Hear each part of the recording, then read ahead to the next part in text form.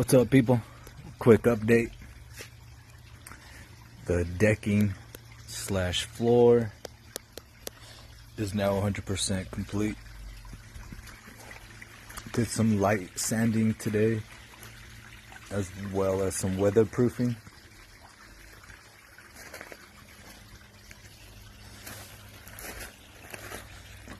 So next step is I'll begin framing up the walls of the clubhouse, and it is 6.5 foot by 5.5 foot.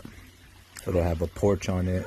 Still not sure if I'm gonna build a wraparound porch from the front to the side here. We'll see what happens. No plan, just an idea. Clubhouse coming soon.